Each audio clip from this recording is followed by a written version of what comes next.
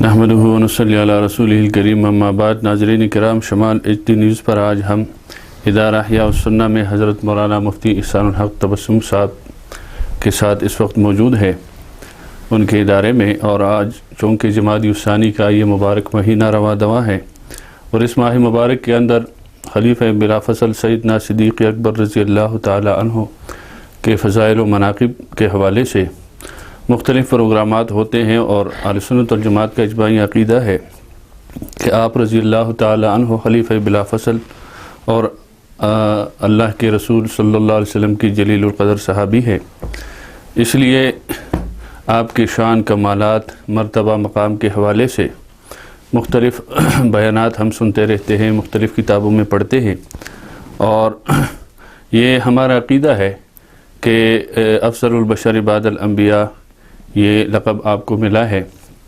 تو اس حوالے سے ہم مفتی صاحب سے بات کریں گے کہ برکات صدیق اکبر، کمالات صدیق اکبر، اور اسی طرح اسلام کے لیے آپ کی کیا قربانیاں تھی، اور خاص کر کے حضور اکرم صلی اللہ علیہ وسلم کی معیت میں کیا کچھ قربانیاں آپ نے پیش کی ہے اسلام کے لیے، جو آج ہمارے پاس اسلام موجود ہے ان کے قربانیوں کی بدولت۔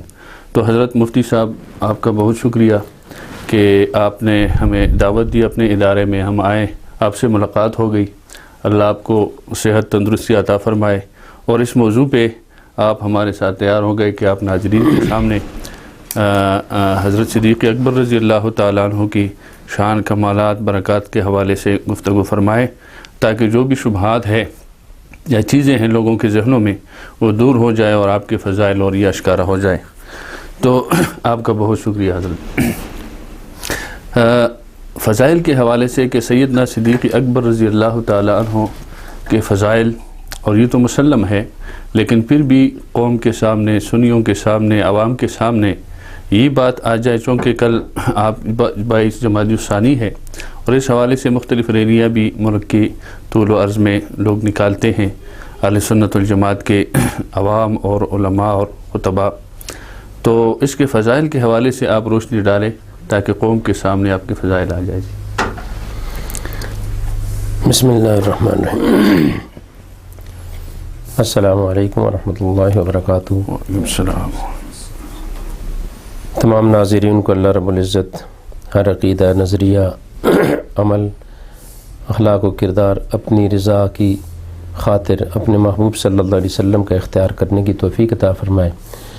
میں ان کی کمپنی کا بھی اور مفتی صاحب کا بھی شکر گزار ہوں، انہوں نے قدم رنجہ فرمایا اور ایک اہم موضوع پہ گفتگو کا انعقاد طے کیا۔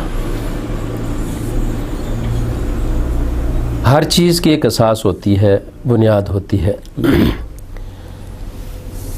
اسلام کی افرادی اساس امام الانبیاء، خاتم النبیین والمعصومین صلی اللہ علیہ وسلم کے بعد نبی علیہ الصلاۃ والسلام کے حلقے میں آنے والے خوش نصیب اہل ایمان تھے، جنہیں صحابہ کرام کہا جاتا ہے۔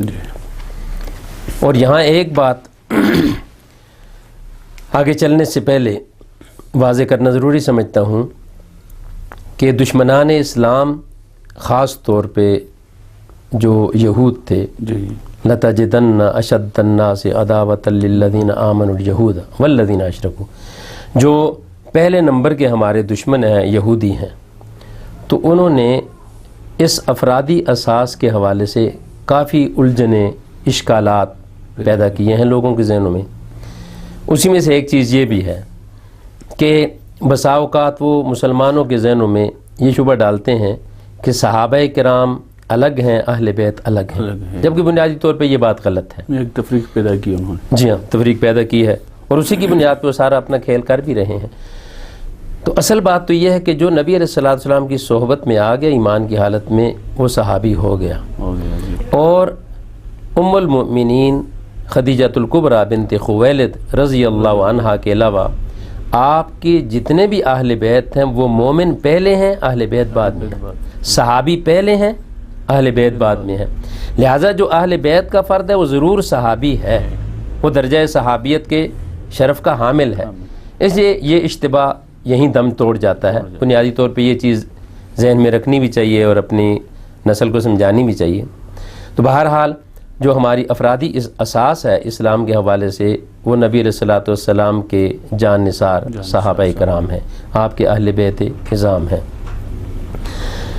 ان میں جب ہم نظر کرتے ہیں تو سب سے پہلے ہمیں سیدنا و امامنا صدیق اکبر رضی اللہ تعالیٰ عنہ کی شخصیت نظر آتی ہے. اور نبی علیہ الصلوۃ والسلام کی ان کے ساتھ بچپن کی دوستی بھی تھی, مصاحبت تھی, معیت تھی. صدیق اکبر رضی اللہ تعالیٰ عنہ تاریخی حوالے سے خاتم المعصومین صلی اللہ علیہ وسلم سے 2 سال چھوٹے ہیں, اور اتفاق ایسا ہے کہ دونوں کی عمر بھی برابر ہی ہے.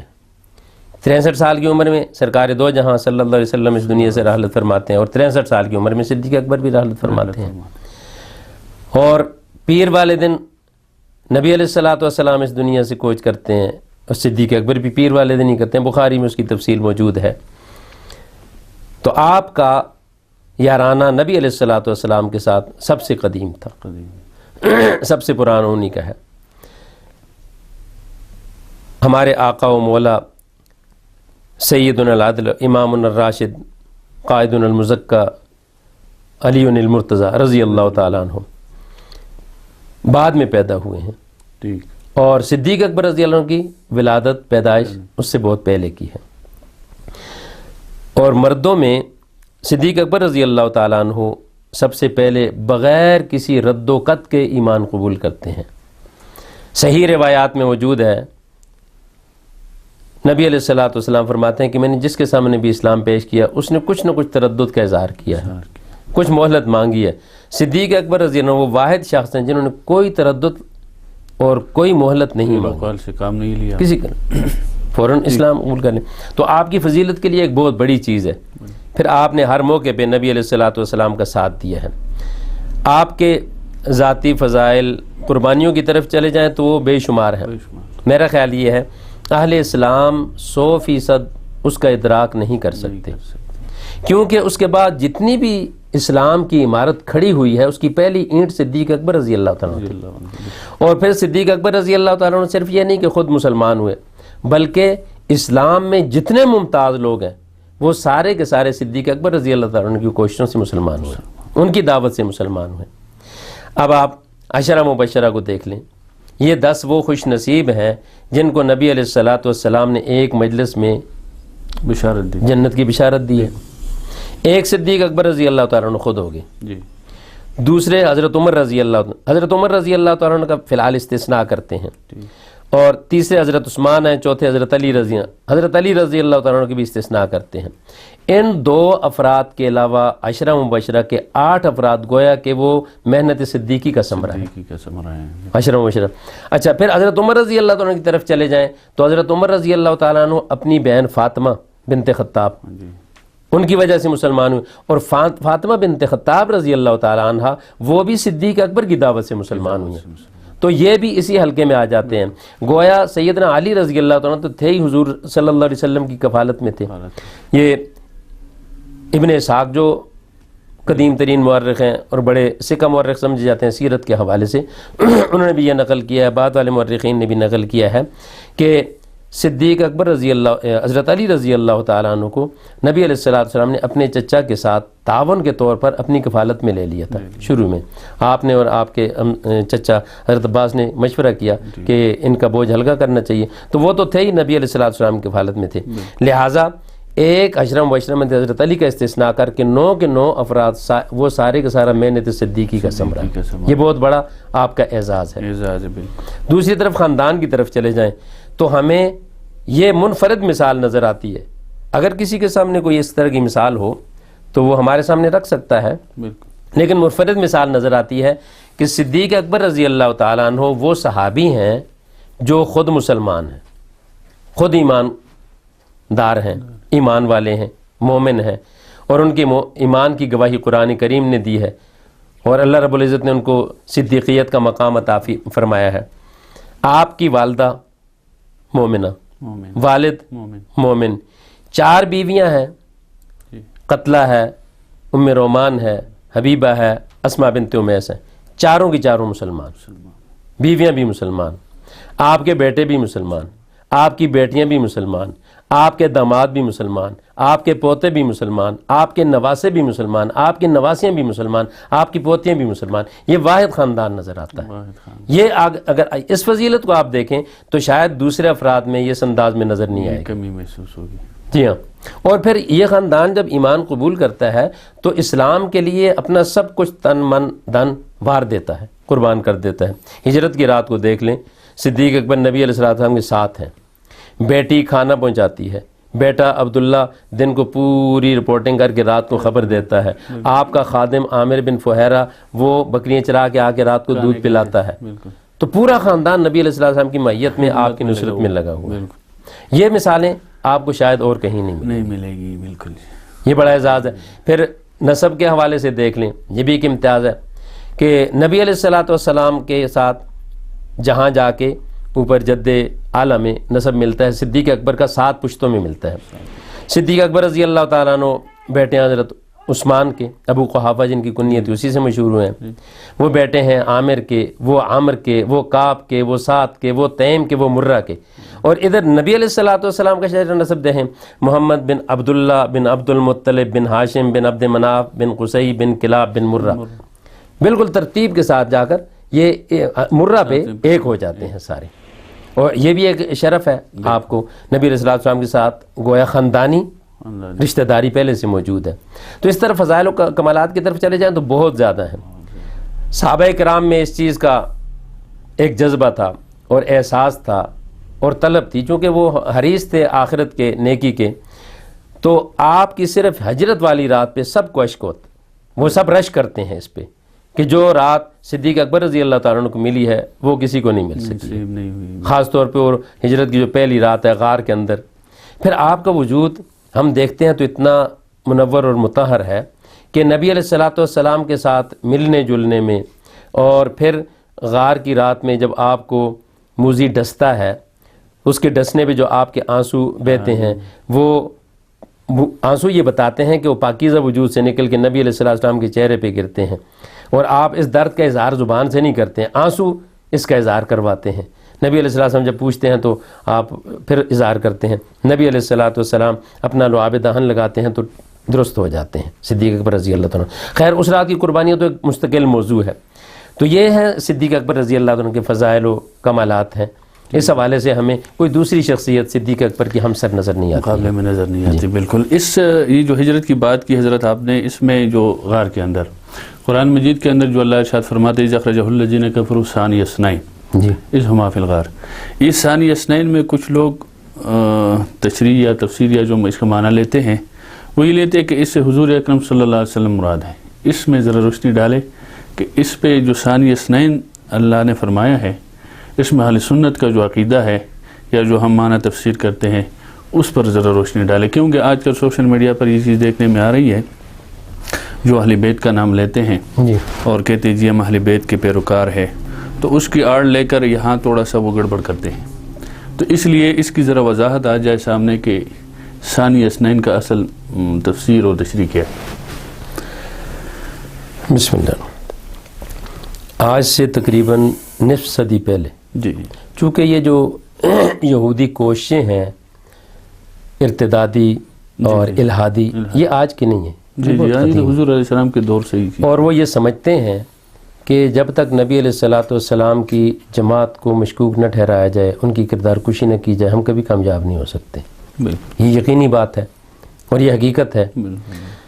امام ابو زرع رازی رحمۃ اللہ علیہ، جو اصحاب ستہ میں سے بیشتر کے استاذ ہیں اور ایسے ایماندار اور تقوی والے، یقین کامل والے کہ آخری وقت میں بستر مرگ پہ لیٹے ہوئے اپنی سند کے ساتھ وہ حدیث پڑھ کے معاذ بن جبل کی اس روایت پہ پہنچ کے آخر میں کہتے ہیں کہ عن سیدنا معاذ بن جبل رضی اللہ تعالیٰ عنہ قال رسول اللہ صلی اللہ علیہ وسلم من کان آخر کلامہ لا الہ الا اللہ، یہاں تک پڑھتے ہیں ان کی روح پرواز کر جاتی ہے۔ یہ حضرت ابو زرع رازی رحمۃ اللہ علیہ ہیں۔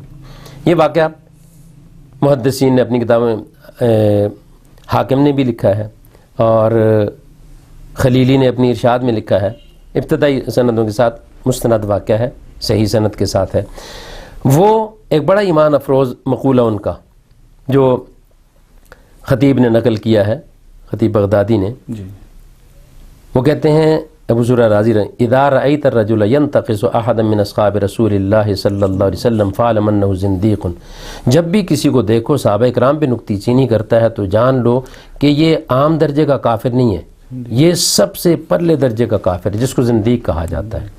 زندیق کی سزا اور شناعت اور قباحت مرتد سے بھی زیادہ ہے۔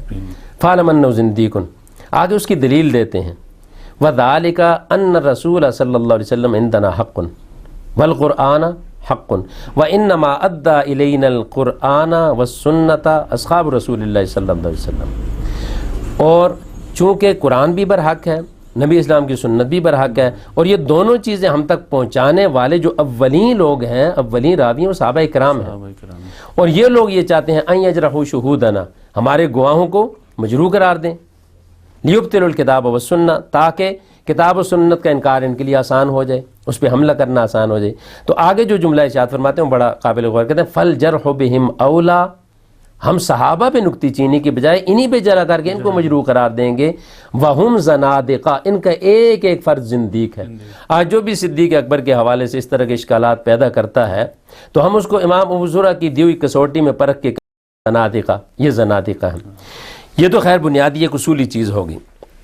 اب آ جائیں جو آپ نے سوال کیا ہے، تو ویسے تو میرے علم میں نہیں ہے اہل سنت کا کوئی فرد اس طرح کہتا ہو، لیکن جیسے آپ نے فرمایا میں وہ ذکر کر دیتا ہوں۔ آج سے تقریباً نصف صدی پہلے چونکہ یہودیوں کی اور آل یہود کی ارتدادی اور الہادی کوششیں شروع سے ہو رہی ہیں، پیر کرم شاہ ازری رحمۃ اللہ علیہ 1998 میں ان کی وفات ہوئی ہے، کافی وقت گزر چکا ہے۔ آج سے تقریباً میرا اندازے کے مطابق نصف صدی پہلے وہ اپنی کتاب ضیاء القرآن میں اس کا بڑا پیارا جواب لکھا انہوں نے، وہ تقریباً 7-8 صفحات پر مشتمل ہے، وہ پڑھنے کے قابل ہے، اور جو حضرات اس کا مشاہدہ بھی کر رہے ہیں، دیکھ رہے ہیں ناظرین کرام، ان سے بھی میں کہوں گا یہ سورہ توبہ کی آیت نمبر 40 ہے، اور اس کی تفصیل میں آپ ضیاء القرآن میں پڑھ لیں، بڑی ایمان افروز بات کی ہے انہوں نے، اور ان لوگوں کے جواب دیے ہیں جو آل یہود ہیں، کہ جو کہتے ہیں ثانی اثنین، اور پھر اس پہ جو اشکال وہ کرتے ہیں بڑے پیارے انداز میں جواب دیے ہیں۔ میں صرف تاریخی حوالے سے 1-2 چیزیں عرض کروں گا۔ پہلی بات تو یہ کہ اہل سنت میں سے کوئی فرد وہ اپنے آپ کو اہل سنت کا کہے اور اس کا انکار کرے، یہ ممکن نہیں ہے، چونکہ اہل سنت کے جو بنیادی مصادر ہیں حدیث کے، ان سب میں یہ چیز مذکور ہے۔ ثانی اثنین سے مراد صدیق اکبر رضی اللہ تعالیٰ عنہ ہیں۔ محدثین کے استاد ابن سعد رحمۃ اللہ علیہ جو واقدی کے خاص آدمی تھے، کاتب واقدی کہلاتے ہیں، واقدی کی وفات 207 میں ہوتی ہے اور ابن سعد کی 230 میں ہوتی ہے، 168 میں ان کی ولادت ہے۔ یہ امام بخاری سے تقریباً 26 سال بڑے ہیں، اور اتفاق عجیب ایسا ہے کہ ابن سعد امام بخاری سے 26 سال پہلے ہی فوت بھی ہوتے ہیں، تقریباً برابر، جیسے میں نے صدیق اکبر رضی اللہ عنہ کا ذکر کیا اسی طرح ان کا بھی ہے۔ انہوں نے طبقات ابن سعد میں یہ لکھا ہے، ثانی اثنین کا مصداق، بلکہ اس میں انہوں نے ایک واقعہ لکھا ہے کہ نبی علیہ الصلوۃ والسلام نے حضرت حسان بن ثابت سے پوچھا کہ حل قلت فی ابی بکر شیئا، کہ حسان آپ نے جیسے میری مدح کی ہے، تعریف کی ہے، نعتیں کہی ہیں، کیا میرے یار غار صدیق اکبر رضی اللہ عنہ کے بارے میں کچھ آپ اشعار کہیں ہیں آپ نے؟ تو کہتے ہیں نام، ہاں یا رسول اللہ میں نے کہے ہیں۔ تو نبی علیہ السلام فرماتے ہیں قل و اسمع، تم کہو میں ذرا سنوں کیا کہتے ہیں۔ تو وہ یہی واقعہ ذکر کرتے ہیں، خاص طور پہ اسی واقعے کا ذکر کرتے ہیں۔ ثانی اثنین فی الغار المنیف وقد، ثانی اثنین فی الغار المنیف وقد طاف العدو به الصعید الجبل وکان حب رسول اللہ قد علموا من البریۃ لم یعدل به رجلا، یہ شعر کہے تو نبی علیہ الصلوۃ والسلام اتنے خوش ہوئے، مسکرائے۔ روایت کے اندر طبقات ابن سعد کی روایت موجود ہے، ضاحک رسول اللہ صلی اللہ علیہ وسلم وقد بدت نواجذہ، آپ کے یہ آبدار موتی دندان مبارک وہ نظر آنے لگے، اتنا مسکرائے، اور پھر کہا صدقتا، تم نے صحیح کہا ہے، کذالک، بالکل اسی طرح ہے۔ آپ اندازہ کیجئے یہ جو آج کے آل یہود اعتراض کر رہے ہیں، یہ پہلے سے نبی علیہ الصلوۃ والسلام نے جواب دے دیا، اور الحمدللہ یہ چیزیں لکھی ہوئی ہیں، لیکن بہرحال وہ کھسیانی بلی کھمبا نوچے اس کا مصداق ہے. وہ کہیں نہ کہیں سے ہمارے نوجوانوں کے ایمان کے متزلزل کرنے کی کوشش کرتے ہیں. باقی آپ چلے جائیں مسند احمد، ابو یعلا، بزار، بخاری، ترمذی، ابو داؤد، ان کتابوں میں چلے جائیں، سب میں یہی روایت ثانی اثنین والی کا مصداق صدیق اکبر رضی اللہ تعالیٰ عنہ کو قرار دیا گیا ہے. اور یہ تو نبی صلی اللہ علیہ وسلم نے تصدیق کر دی. جب حضرت ثانی یہ شعر کہے تو آپ نے کہا آپ نے بالکل سچ کہا ہے، وہ اسی طرح ہے تاکہ کسی بھی ایمان والے کو تردد پیدا نہ ہو آئندہ کے لیے. اتنا جواب میرا خیال ہے کافی ہوگا انشاءاللہ. ٹھیک ہے. اچھا حضرت حضور اکرم صلی اللہ علیہ وسلم کی رحلت وفات کے وقت جو فتنوں نے سر اٹھایا تھا اور صدیق اکبر رضی اللہ عنہ جیسے انصار اور صحابہ اپنے سامنے آئے، روایت میں آتا ہے یہ خلافت کے مسئلے پر اور منکرین زکوٰۃ وغیرہ، اس وقت جو سہارا دیا اسلام کو صدیق اکبر رضی اللہ تعالیٰ عنہ نے، آج الحمدللہ اگر اس وقت ہی انتشار ہو جاتا جیسے حضرت عمر رضی اللہ عنہ کے بارے میں مشہور ہے کہ آپ نے تلوار اٹھائی تھی، تو اس حوالے سے ذرا روشنی ڈالے ناظرین کے سامنے کہ صدیق اکبر کا یہ کتنا بڑا احسان ہے ہم پر کہ اس وقت آپ نے قوم کو اور اسلام کو بہت بڑا سہارا دیا تھا. بسم اللہ وباللہ واستعین باللہ.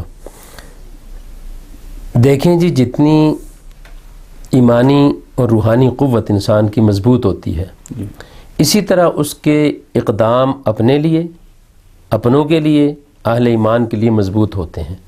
وہ صرف یہ نہیں کہ خود متزلزل نہیں ہوتا بلکہ بہت ساروں کو تزلزل سے بچا لیتا ہے. یہ بات مسلم ہے. انسانوں میں جو اللہ نے رتبے رکھے ہیں، سب سے پہلا رتبہ نبوت ہے، اور اس کے بعد جو رتبہ صدیقیت ہے. اور صحابہ کرام میں نبوت کے بعد والے سارے صالحین کے رتبے پائے جاتے ہیں. صدیق اکبر رضی اللہ تعالیٰ عنہ، ہمیں دلائل کی طرف جانے کی بھی ضرورت نہیں ہے لمبی چوڑی جو کہ تاریخی چیزیں ہیں، طویل ہیں. تو نبی علیہ الصلوۃ والسلام کے بعد رتبہ صدیقیت کا جو سب سے کامل فرد ہے پوری انسانیت میں، وہ پہلے نمبر افضل البشر بعد الانبیاء وہ ہے. اور 8ویں صدی کے ایک شاعر نے ایک شعر کہا ہے، بڑا اچھا شعر ہے، وَقَدْ عَقَدَ الْإِسْلَامُ إِجْمَاعَهُمْ عَلَىٰ أَبِي بَكْرٍ الصِّدِّيقِ بَعْدَ مُحَمَّدِ. یہ تمام اہل ایمان کا متفقہ نظریہ ہے، عقیدہ ہے کہ اسلام نے یہ اجماع منعقد کروا دیا ہے کہ نبی علیہ الصلوۃ والسلام کے بعد عام انسانوں میں وہ رتبہ نبی صدیق اکبر رضی اللہ تعالیٰ عنہ کا ہے. تو یہ اصل میں صدیقیت کا وہ رتبہ تھا، وہ روحانی ایمانی قوت تھی جس نے صرف نہ صدیق اکبر کو ثابت قدم رکھا بلکہ جب کہ حضرت عمر رضی اللہ تعالیٰ عنہ جیسے لوگ بھی یہ تسلیم کرنے کے لیے تیار نہیں تھے کہ نبی علیہ الصلوۃ والسلام ہم سے چلے جائیں گے، وفات پا جائیں گے.